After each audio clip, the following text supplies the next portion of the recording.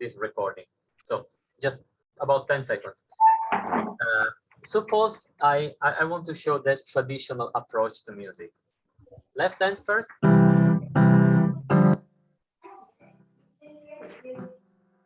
Suppose I set a metronome, or I beat my hand or clap my hand like this. Then right hand.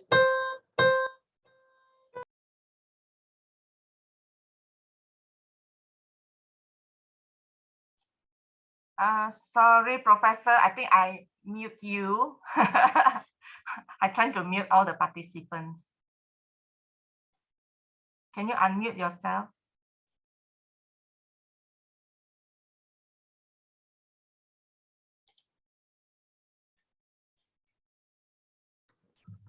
How about now? Is it fine? Yes, fine. Sorry okay. about that. No, fine. So where should I start from? I think from the beginning? Yeah, I think, okay, let's start from the beginning. Because just now your it's not okay, that's fine. No problem. It's very fine. It's just a short example. So let's start again. Sorry, that's the inconvenience of live performance, but that's fine, no problem. So let me show you the traditional learning approach. Left hand first, maybe.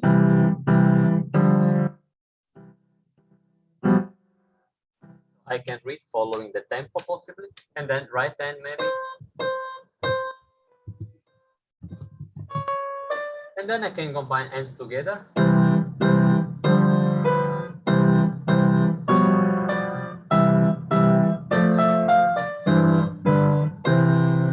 In this way, I can read the score. The main problem is I'm not understanding what I'm doing because I don't know what I'm doing, because I'm not following any music functions. Let's clarify what I'm saying. Of course, in the score, there's some dynamic, there's some slur, some staccato, some legato, piano, forte, and then we know that the melodies may be the most important part, so chords can be soft and so on. All these things, of course, are important, but still, if I play piano, diminuendo, piano, diminuendo, piano, and then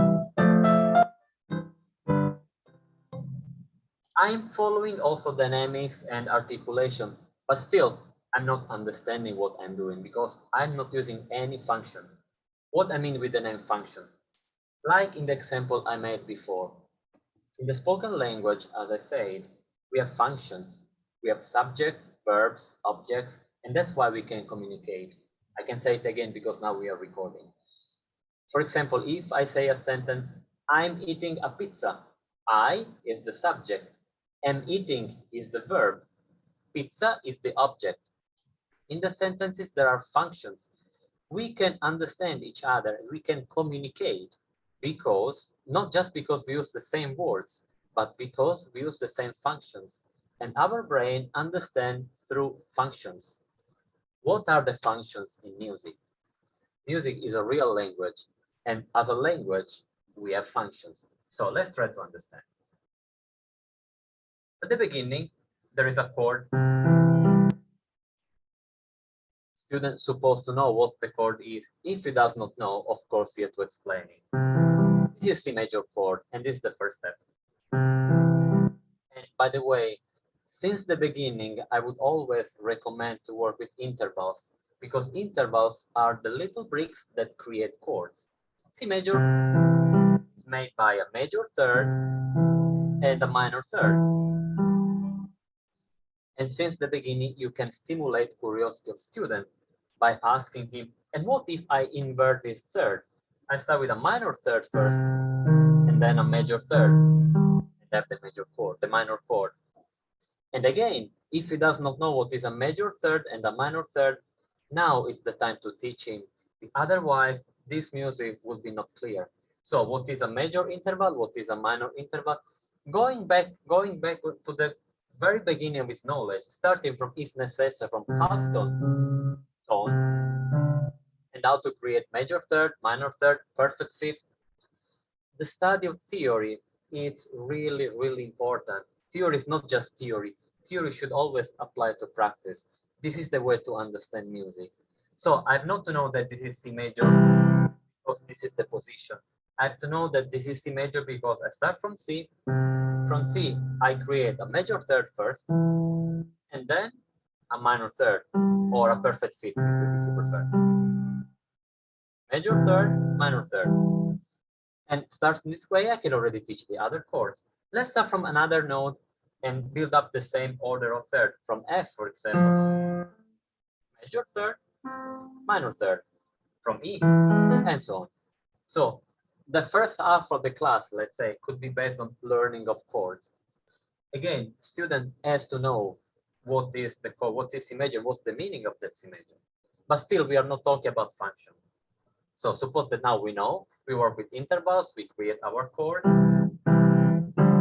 Here there's another chord. Which chord is this? This is a G major, but it's not in root position. And again, we should know what is root position, first inversion, second inversion. All these things should be known before the learning of the music, not after just for the theory exams, but always before. And then same here, there's another G major into another position, another inversion. It's not the same like the second one. Now the point is, now we can come to music function. C major, G major, what's the functions of this chord? Since we are in C major and there is this relationship, C major is, the function of C major in this piece is the tonic. The function of G major is dominant. Tonic to dominant, dominant to tonic. Why I have to know functions? Because in this way I can really understand what music is. Tonic represent relaxation. It's home. If I'm in C major,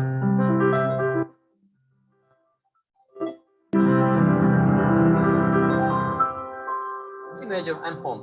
But if I go to G major, G major represent tension, and then I go back to tonic. Dominant, tonic, dominant, tonic. I have to learn how to find the right direction between chords because chords have function. So if I play this way, I'm playing everything in the same way. Usually I make this example to my students. If I speak in this way with the voice like a robot, yes, we can understand words, but we can also understand that robot is not understanding words, it's just reading, saying words. How are you today? I am fine, thank you. So we don't speak in this way. For the same reason, we cannot play in this way. Because I'm just reading the notes, but without any understanding of the function. C major is home, is relaxation. C major go to dominant. In the dominant, there is more tension. I can also think the sound a bit louder, but the main point is the tension. And then, if I go back, it's the opposite, relaxation.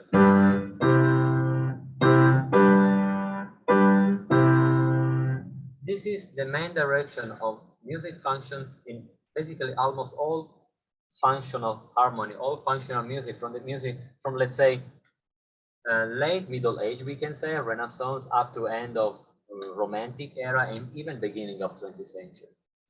I would say also 20th century, but in that case is a little bit different. So let's focus on this very big period for now. So tonic to dominant, dominant to tonic, tonic, dominant, tonic, dominant. Can you see now there is a little diminuendo on the dominant? The meaning is exactly this one. This chord has more tension, so I have to calm it down and then play the dominant, the tonic again, and then dominant again.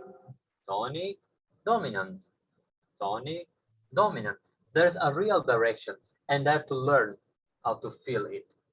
That's why it's actually wrong to work always with the mention with students, because the main point is not the tempo.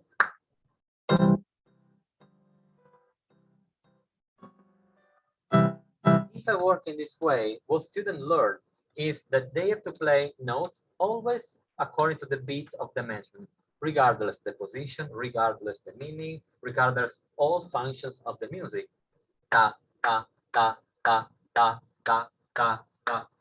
There's another concept I cannot explain you now, but the point is this: we are in 2/4. 1, 2, 1, 2. The first beat is down, the second is up. So the second cannot be like the first. If I set the metronome, it sounds like 1, 1, 1, 1, 1, 1. All the beats will be the same, which is impossible because the time signature is not 1, 1, 1, 1, but it's 1, 2, 1, 2. So the second is always a bit softer.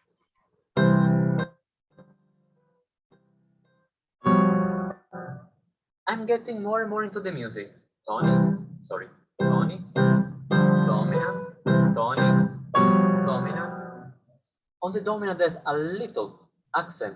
Why? Because there is more tension. You may know the very famous Beethoven Symphony number 5.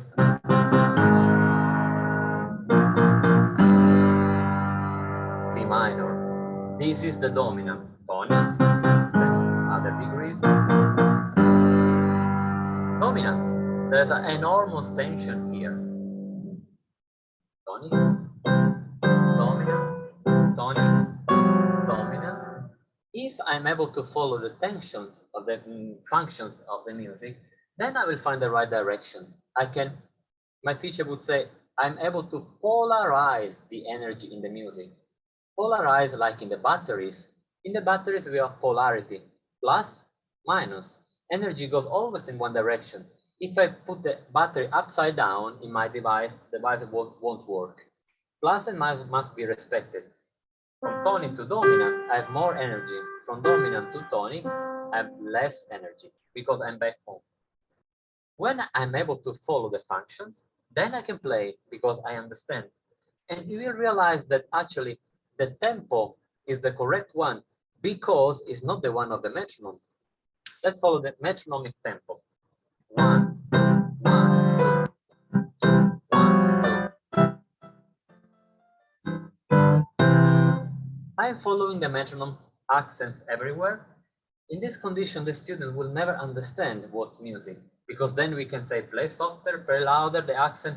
But if the starting point is this, it's already wrong because we are saying since the beginning, notes are always the same. The starting point cannot be this. The starting point should be notes are not the same. They change according to their functions. So let's work with functions. Tonic, dominant, tonic, dominant, tonic. Here there's something different. F, A, D. This is a second degree in first inversion. Is a way to prepare the cadence. Second, first in second inversion, dominant, tonic. When I have a set of chords, to understand the function means to understand where is the strongest chord. This one, or this one, or this one. Again, learning music function, I would know that the dominant is the strongest chord. But in this case, a dissonant precedes the dominant. So in this case, this chord has the strongest tension, a bit less, and then no tension. In a way, I work with dynamic, but I work with dynamic because I understand the music. It's very important we have to think in this way. So once again, the first sentence.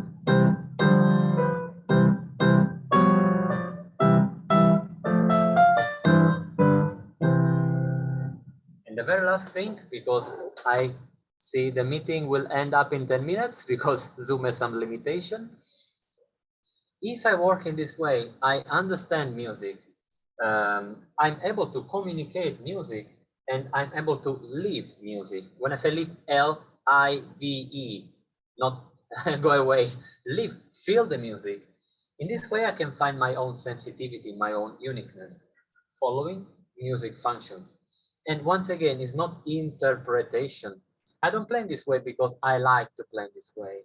I play in this way because I understand the music. So every time there's a tonic key, I relax myself. When there's a dominant, there's more tension. Tonic, dominant, course in all key. And so on and so forth. This is just the very beginning. There are many other things I can say about the chord, about the position of the chord, about the phrasing, about articulation, about how to improvise on this piece. Let me give you a very, very short example. Suppose I learn my left hand. What is improvisation? Let's change left hand and improvise right hand, sorry.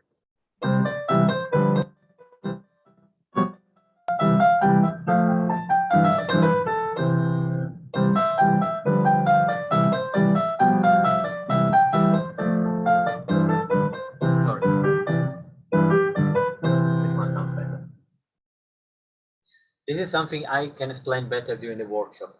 Let me just leave you with one statement. The most important composers we know, Bach, Mozart, Beethoven, Chopin, Liszt, Schumann, you can make your research on Google, were performers, of course, were teachers, of course, were conductor, most of them were conductor, and were overall improvisers, which means they were able to improvise almost everything they wanted on the keyboard. Suppose someone gave them a theme, they were able to improvise on that theme for 30 minutes, 40 minutes, 1 hour. Now we have many documents about it. We know that the main job, let's say, of these great musicians was improvisers. That's why we have to recover improvisation into classical music. Our friends, jazz players, are very good in improvisation, and also other music styles, music genres. But for some historical reason now we cannot investigate. In classical music, we lost the ability to improvise. We have to recover it because it's very, very important pedagogical tool. Because if I improvise is like talking. I can speak a language if I know the language. Same in music, I can improvise if I know the music function and if I know how they work, how to connect them. And then it's very fun and it's very challenging also. That's one of the best ways to stimulate student curiosity, and they're willing to play. And believe me, it's really, really fun, especially improvise together. That's all for today from my side. And I'm happy to see if we have more and more friends. So, Miss Sunny, if you'd like to say anything or if there's any question. Yes, yes. Wow, so sorry everyone, the Zoom, we are using the Zoom link. They say remaining meeting time will be like 5 minutes. Now I'm sure Professor Alberto have more things to teach us. Like say, for example, how do we teach this? I mean, beside the functions of the chords, anything else that we should know as a teacher? Well, of course, teacher has to stimulate, has to encourage students and to make students love music. So what I always used to do is play with my student. You want to play this piece? Okay, let's play together. Let's play together. Let me show you what play music for them. They need a model to be inspired. How this piece sounds. Don't just tell him, watch on YouTube. Play for him. Have fun for him. Improvise with him. It's very, very important to show. It's very important. But as a teacher, I would say the understanding of music function is like the grammar, is the understanding of the language. That's the very main point. All other things, phrasing, articulation, style, touch, and all these things can come after. But this should be the main thing, because it let us enter into music. Thank you so much. Thank you so much. Now, of course, more details during the workshop. Now this is just a very simple and short demonstration. Yes, yes. Okay, I actually learned a lot of things. Yeah, especially the functions. We used to like understand. My teacher used to say, okay, this one is loud, this one is soft. Just follow the music from the book, and you'll be fine and you'll pass your exam. But now, when I understand the function, it's very easy. Oh, why this part is soft and why this part need to be loud? Because I very good. Let me say that's the point. In this way, you can answer to the question why is like that. Yes. Because composer can follow function or can also intentionally go against the function. But in this way, we understand. And that's the main point. That's why I say understanding of music, because we can answer to the question, why is like this? Exactly. Very good point.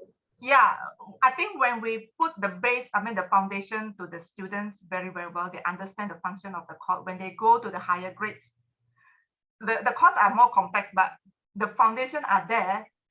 I think they will find the music more enjoyable. They can feel the music better rather Absolutely. than like a robot.